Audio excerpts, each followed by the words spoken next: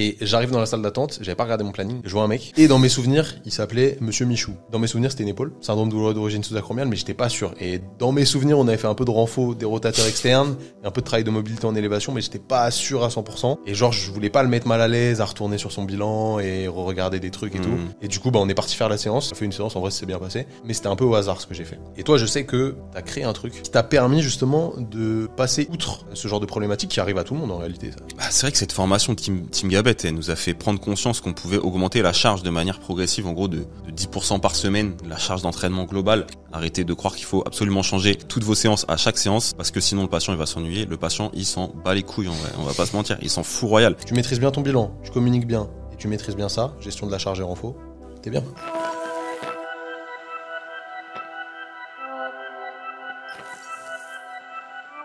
Salut les amis, j'espère que vous allez bien. Bienvenue dans ce nouvel épisode du Training Therapy Podcast. Je suis avec mes deux compères, JP et Simon. Ça va les gars ? Nickel, hein. Toujours. Aujourd'hui, j'ai une petite question pour toi, Simon. Je vais te remémorer une situation qui m'est arrivée un jour. J'étais au cabinet et un patient arrive en retard. Et moi, comme je suis la personne la plus sympa du monde, je lui fais sa demi-heure de séance. Parce que la séance de kiné, c'est une demi-heure, les mecs, vous connaissez. Bien sûr, 16-13. C'est timé, c'est comme ça, 16-13, une demi-heure. Du coup, je suis en retard. Et là, Charles me fait un café. Et il voulait me raconter un truc. Merci Charles. Du coup, je voulais pas faire le salaud et pas prendre de café avec lui, tu vois. Du coup, j'étais en retard de 12 minutes. Et j'arrive dans la salle d'attente, j'avais pas regardé mon planning. Et je vois un mec. Et dans mes souvenirs, il s'appelait Monsieur Michou. Bon, c'était pas Michou avec le petit truc les bleus. C'est Michou. Parce que lui, je l'aurais reconnu. Il y aurait eu de la musique et tout, je l'aurais reconnu. Non, Monsieur Michu. Il me dit. Ah! Et dans mes souvenirs, c'était une épaule. Syndrome douloureux d'origine sous-acromiale, mais j'étais pas sûr. Et dans mes souvenirs, on avait fait un peu de renfo des rotateurs externes et un peu de travail de mobilité en élévation, mais j'étais pas sûr à 100%. Et genre, je voulais pas le mettre mal à l'aise à retourner sur son bilan et re-regarder des trucs et tout. Et du coup, on est parti faire la séance et on a fait une séance. En vrai, c'est bien passé. Mais c'était un peu au hasard ce que j'ai fait. Et toi, je sais que t'as créé un truc, parce que t'es un créateur, qui t'a permis justement de passer outre ce genre de problématique qui arrive à tout le monde en réalité, ça arrive à tout le monde, on va pas se mentir. On va pas se mentir, t'aimes bien quand je dis on va pas se mentir. Ouais. C'est vrai, j'aime bien. Petit là aussi.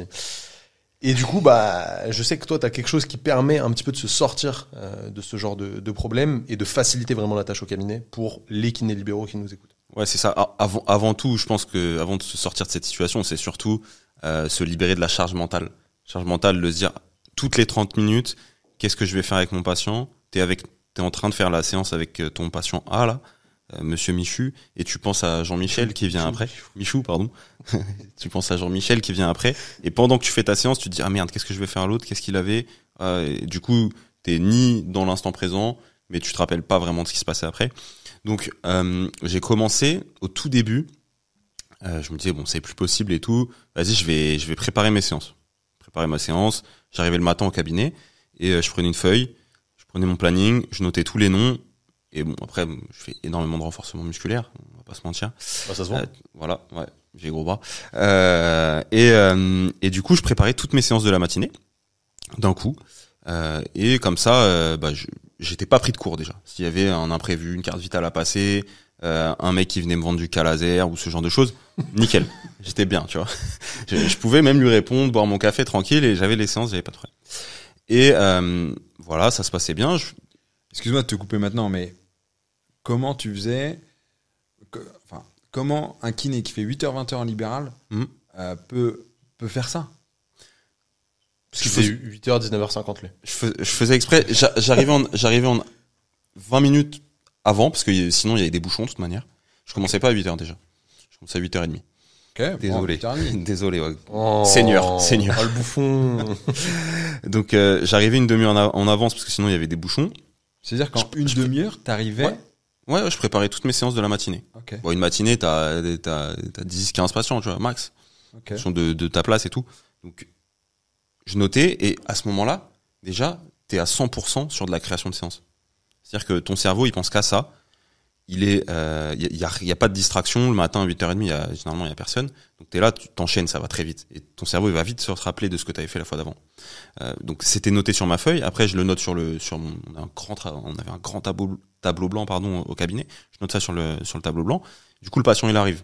Il voit que sa séance elle est prête. Il se dit ah ouais, bah il a réfléchi à ce que j'ai fait, tu vois. Toi, t'as pas de stress, tu sais ce qu'il va faire.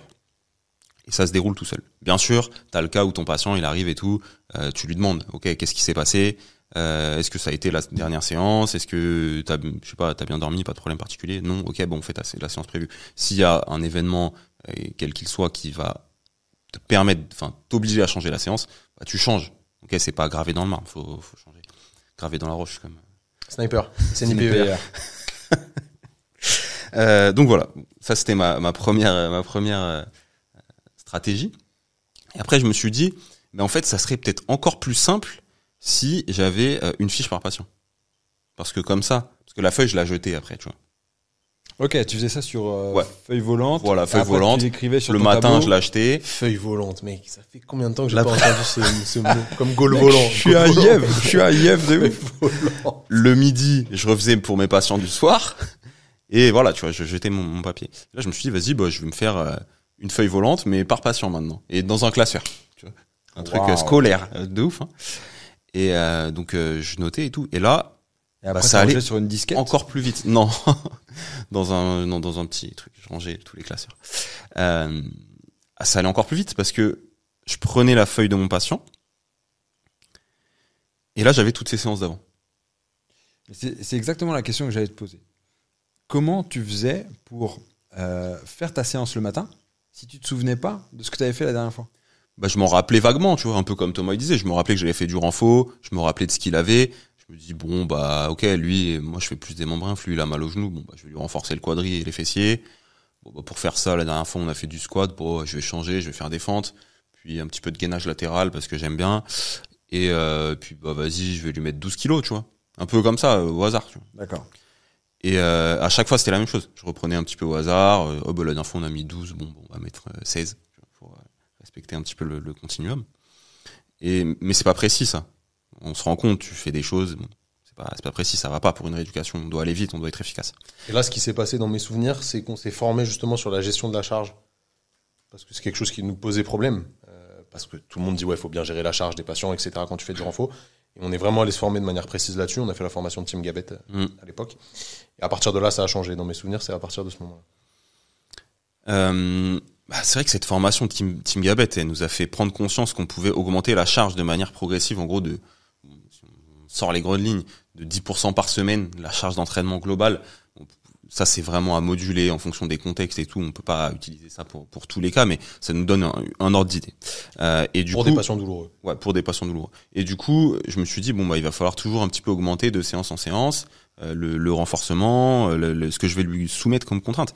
Et donc, avec ces feuilles par patient, j'avais la séance d'avant, j'avais le nombre de séries, le nombre de répétitions, le matériel que j'ai utilisé. J'ai juste à lire les 4 lignes d'exercice que j'ai écrits pour me dire, ok, bah, qu'est-ce qu'il me faut pour augmenter un tout petit peu plus les contraintes. Déjà, je vais reprendre la même séance, je vais la faire pendant 3 semaines, je m'en fous, tu vois. Ça, c'est pas un problème. Première chose, les kinés, arrêtez de croire qu'il faut absolument changer toutes vos séances à chaque séance, parce que sinon le patient il va s'ennuyer. Le patient il s'en bat les couilles, en vrai, on va pas se mentir, il s'en fout royal. C'est toi qui as l'impression de le voler, mais mec, tu te fais déjà voler avec du 16,13 €. Donc profite un petit peu de ton truc. Ça vas-y. tire à balles C'est la vérité. Mais ça, en fait, ça, c'est vraiment imageable de manière ultra simple. Si aujourd'hui, je te dis, bah, faut que tu améliores la force de tes jambes en termes sportifs, tu vois. Et pour que tu aies une meilleure détente verticale parce que ton profil force-vitesse, il est trop déséquilibré du côté vitesse et tu manques de force, mec, tu vas faire du squat, tu vois. Et c'est pas, tu vas faire du squat lundi et le lundi d'après, tu vas faire du leg extension. Tu vas faire du squat lundi, du squat lundi, du squat lundi, du squat lundi pendant 6 mois. Et tu vas pas changer d'exercice, tu vas juste augmenter la charge dessus. Et ce sera pas vrai, ce sera transférable sur du leg extension ou sur des fentes. Mais pas de ouf, pas de ouf. Et le but, c'est vraiment de faire quelque chose où tu peux charger progressivement de manière objective. et où tu sur progresses. l'exercice. Mais de toute façon, Exactement. n'importe quelle activité, si tu veux progresser en piano et que tu vas à ton cours de musique et que tu fais une fois de la guitare, une fois du violon, une fois du piano, bah, tu progresseras moins vite que si tu fais 3 fois du piano. Très bon exemple, c'est excellent. Merci. J'adore l'image. Donc là, t'as tes 4 lignes, tu lis tes 4 lignes. Direct après, tu peux faire ta séance, ça te prend en vrai 30 secondes de réflexion, tu vois. Tu la renotes, c'est terminé. Donc en vrai, ça va hyper vite. Au début, ça va te demander un petit peu de travail, de réflexion, entraîner ton cerveau à faire les bons trucs, tu vois. Mais après, ça va hyper vite. Et du coup, j'avais toujours cette feuille. Et ça me permettait aussi, gros avantage, quand il y avait des stagiaires, de leur dire, ok, bah vas-y, maintenant prépare-moi les séances des patients. Tu vois. Ils ont vu ce qu'il y avait avant. Bon, ça pouvait que bien se passer. Et puis moi, bah, comme ça, j'étais tranquille le matin. Je pouvais arriver un petit peu plus tard, boire un petit peu plus de café, et voilà. Écouter les histoires de Charles. Écouter les histoires de Charles et former les stagiaires par la même occasion, parce que c'était ça le but. Mais bon, 2023, du papier, un classeur, je me suis dit, en vrai, j'aimerais bien que ce soit sur un format numérique. Je me dis, s'il y a une application ou un truc comme ça qui prend où tu peux noter les exercices, ça pourrait être cool, tu vois. Mais bon, j'ai pas trouvé. Et en tant que grand aficionados de Excel, j'adore Excel, un peu chelou, mais j'aime bien faire des tableurs et tout. Je me suis dit, vas-y, je vais créer ça sur Excel. Et j'ai commencé à créer mon fichier. Et je me suis dit, bon, de quoi il a besoin le kiné quand il fait la rééducation de son patient? Il a besoin d'une part de connaître les objectifs du patient, c'est la première chose. Sa pathologie aussi. Parce que j'avais souvent tendance... Et son nom? Non, pas sa pathologie, mais non, mais tu sais, s'il y a des événements importants, genre un rendez-vous chez le chirurgien, une date d'opération, à chaque fois j'étais là, je lui demandais, mais c'est quand que tu dois voir le chirurgien? Et je pense le patient, dans sa tête, il devait se dire, mais il est con lui ou quoi? Ça fait 10 fois qu'il me demande, il s'en bat les couilles de ce que je lui raconte. Il s'en fout royal, quoi. Et je me suis dit, bon, là, on va essayer, je vais noter quand il y a un truc important, au moins, j'aurais pas besoin de m'en rappeler. Charge mentale, j'enlève, tu vois. Donc ça, objectif du patient, qu'est-ce qu'il veut atteindre comme but vraiment, tu vois, et pas juste, non, je veux plus avoir mal, c'est, ok, donne-moi un truc chiffré, tu vois. Mes objectifs kiné, moi, à court terme, moyen terme et long terme. Okay, qu'est-ce que je vais vouloir atteindre dans ces phases-là. Et après, j'avais la structure par semaine où je mettais jusqu'à 5 séances possibles, tu vois, et chaque séance avait un objectif. Par exemple, sur un croisé, je vais faire je sais pas, lundi quadri, mercredi ischio, et vendredi, je vais lui faire du renfo quadri ischio, tu vois, par exemple. Okay. Au moins, déjà, j'arrive, je prends ma feuille, je sais que cette séance, c'est full quadri. Donc déjà, dans ma tête, ça va resserrer l'entonnoir, je vais avoir plus que des exercices de quadri, les exercices d'ischio, je vais pas les prendre, tu vois. Je note mes exercices, nombre de répétitions, série. Et après, je m'étais dit, ce que j'aimerais bien, c'est aussi avoir un truc avec où j'ai un retour sur la douleur, parce que c'est un phénomène qui est important, tu vois, un retour de la douleur du patient. Qu'est-ce qu'il ressent pendant l'exercice? Parce que si l'exercice, on va dépasser du 3 à 4 sur 10, soit la charge elle est trop élevée, soit l'exercice il est pas bon. Donc, il faudra absolument que je change quelque chose pour la fois d'après, tu vois, ou pendant la séance, mais au moins je pourrais le noter. Et j'utilise un truc aussi qui est le RPE, donc c'est le ressenti perçu de l'effort par le patient. Parce que quand on fait du renforcement musculaire, on veut que musculairement, tu vois, quand on cherche à avoir du gain en hypertrophie ou en force, on veut que musculairement il y ait quelque chose qui se passe. Et pour qu'il y ait quelque chose qui se passe, bah il faut que ce soit difficile. Tu vois. Ouais, faut qu'il y ait de l'intensité, quoi. Ouais, faut qu'il y ait de l'intensité. Et moi, je cherchais une zone en rééducation, je dis entre 6 et 8 sur le RPE. Pas plus, parce que plus ça pourrait faire prendre des risques en termes de douleur, et moins de 6, il y aura pas de gain, tu vois. Et donc, j'avais ma ligne, mon exercice, RPE, douleur. Et après, je demandais au patient quand il partait, parce que des fois, les séances, ça durait plus d'une demi-heure, de me noter sur le tableau la douleur et le RPE, tu vois. Il écrivait, lui, RPE 6, 7, 8, machin. Okay. Je rentrais dans mon tableau, et là, magnifique, Excel. Si je mettais un truc entre 6 et 8, c'était vert. 9 rouge, et en dessous de 6 rouge aussi. Et okay. Pareil pour la douleur, c'était 0 vert, 1, 2, 3, c'était genre jaune, et au-dessus, c'était rouge. Tu vois. Et au moins, directement, visuellement, je savais si je devais changer quelque chose, augmenter ma contrainte en termes de charge ou pas, tu vois. Le mec, il arrive, il est pas de douleur, RPE 8 partout, je peux lui faire la même séance pendant 3 semaines, je vais avoir des gains monstrueux, tu vois. Bien sûr. Donc voilà, j'en suis arrivé, tu vois, à cet outil-là avec Excel. Et à la fin, franchement, préparer une semaine de séances pour des patients qui ont des pathologies musculo-squelettiques, ça me prenait genre 3 heures le dimanche, tu vois. Je faisais ça, le lundi j'arrivais, j'avais juste à noter mes séances de la journée, j'avais fini ma journée, tu vois. Ouais, du coup, tu pouvais mieux vivre ta journée parce que moins de charge mentale. Ouais. Et surtout, en fait, ce qu'il faisait, au final, c'est que le je me faisais chier un petit peu, du coup. Il se faisait chier. Il lui faisait un mini bilan. Oui. On va prendre le temps de discuter avec les gens. Pourquoi pas faire du passif si t'as le temps? Parce que c'est là où ça va avoir sa plus-value. Et après, tu vas avec le patient, tu lui montres les exos, et vu qu'il les a déjà fait, t'as pas besoin d'être à côté de lui et de compter les répétitions. Et il va faire sa remise en charge, et il peut rester plus longtemps, le patient. Après, on avait la chance d'avoir un grand plateau technique. Ouais, après, la chance, je sais pas, parce que ça se construit. un cabinet un petit peu à son image, mais c'était vraiment intéressant dans le sens où au final tout s'imbriquait bien en même temps dans cette manière de fonctionner.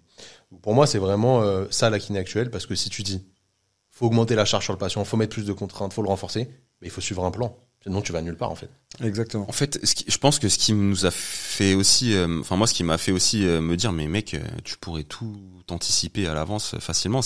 On avait commencé aussi à faire du suivi à distance, à planifier des séances, tu vois, que ce soit de prépa ou pour de la réathlée, ce genre de choses. Et du coup, je me suis dit, si je le planifie pour des gens sur 4 semaines, je peux bien anticiper les séances de mes patients, tu vois. C'est la même chose, en fait. Ouais, complètement. Vraiment, franchement, ça m'a énormément aidé. Et au final, j'ai commencé comme ça. Maintenant, au cabinet, tout le monde fait ça. Et souvent, on en parle avec les gars et on se dit, mais putain, il y a des mecs. Je sais pas comment c'est horrible de travailler sans anticiper. T'es tout le temps dans le jus. Et pour ceux qui ont fait notre formation sur le renfort, tu vois, et qui ont pu être éduqués à cette technique-là ou sur la planif, où vraiment on va rentrer dans le vif du sujet, ils vont utiliser le fichier Excel et tout ça. Après, les retours, c'est putain, mais la charge mentale, c'est impressionnant.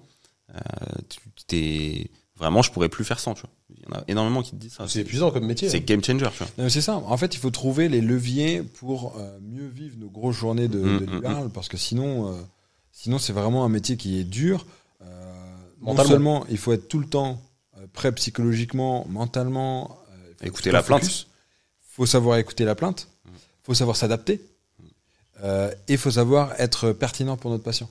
C'est clair. Donc en fait, tout ça mis, parce que quand on a tous été à la bourre, des fois, hop, t'arrives, t'as ton patient, t'as prévu même la séance, et là il te dit, ah non là aujourd'hui ça va pas. Alors justement, comment faire? Je voulais rebondir là-dessus. Ce qui est intéressant, c'est qu'en fait Simon il a beaucoup de traumato. Traumato, trucs un peu plus sur le long terme, des croisés, etc. Moi à l'inverse, j'avais beaucoup de patients très irritables ou des gens ultra drapeau jaune, parce que j'aime bien ça, parce que je suis bizarre.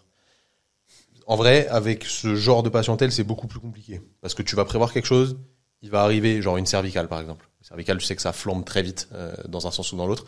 Soit il va arriver, ça va être 10 fois pire que la fois d'avant, soit ça va être 10 fois mieux. Parce qu'il s'est largement amélioré pour X ou Y raison. Et ce que tu as prévu, ça va plus être vraiment adapté. Tu vas garder quand même la trame et la base parce que ton bilan fait office de référence, si tu as bien fait ton bilan.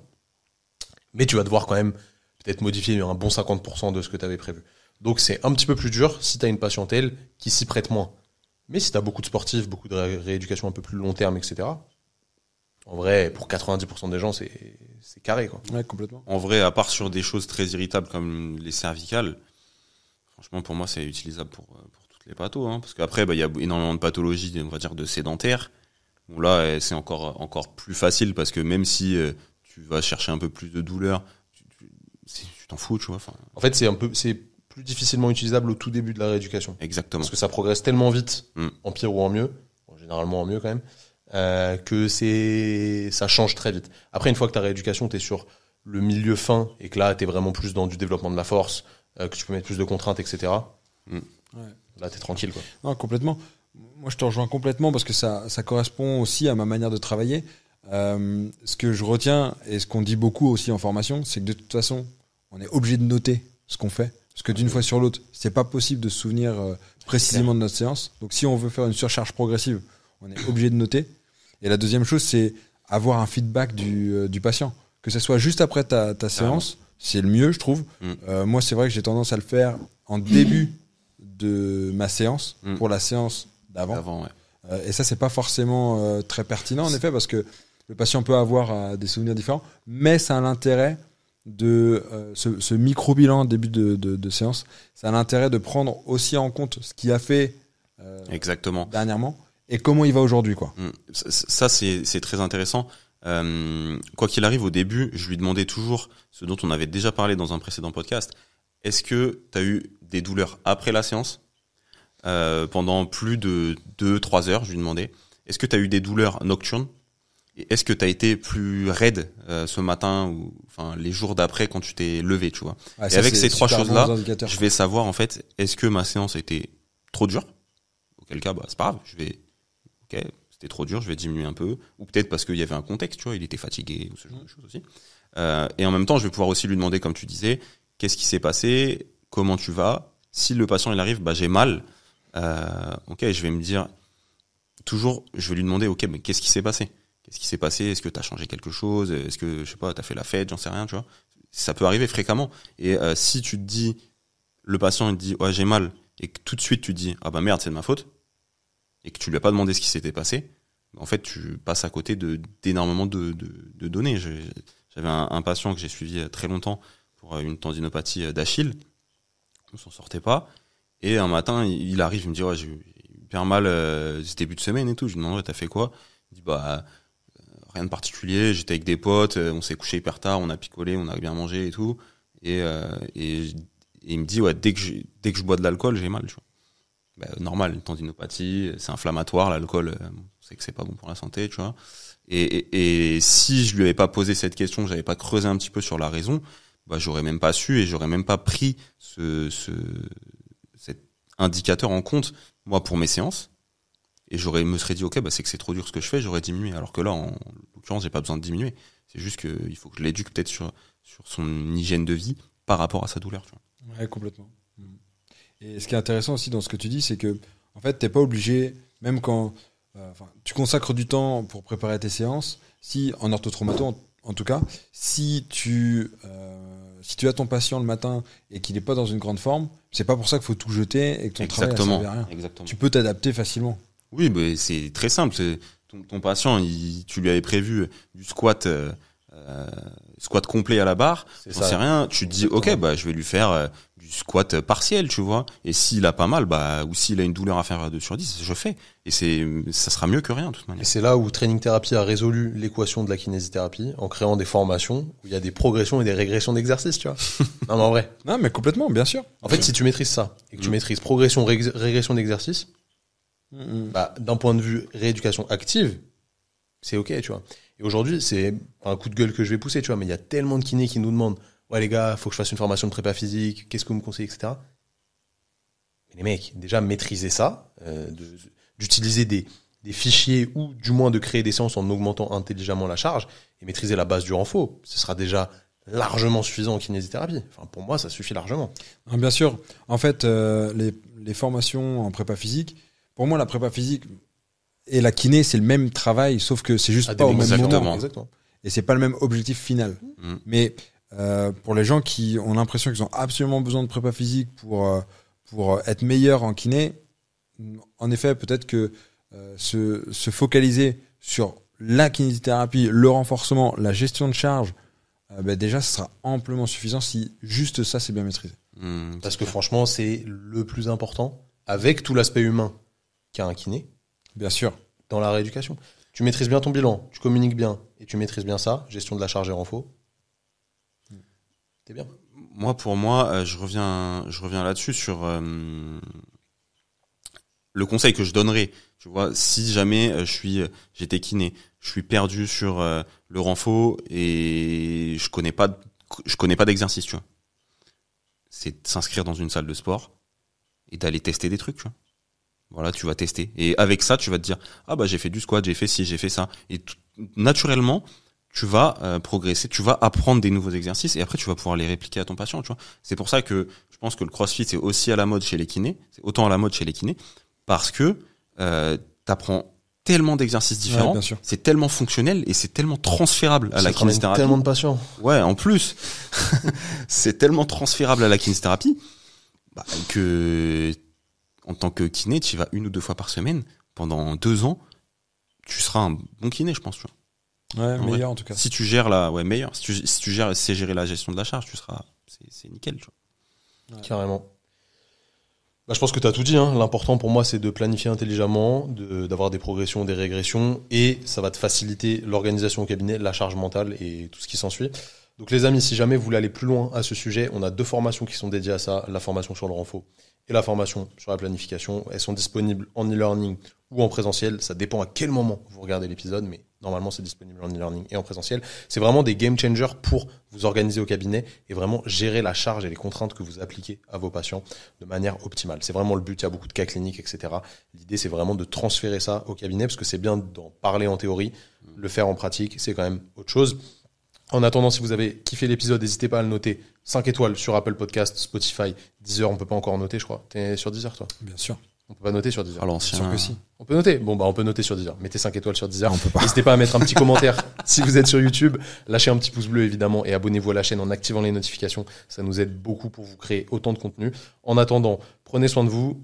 Prenez soin de vos patients. Soyez intelligents dans la planification que vous faites de vos rééducations. Merci les gars. Merci Simon pour ce petit tips. C'était très intéressant. À bientôt.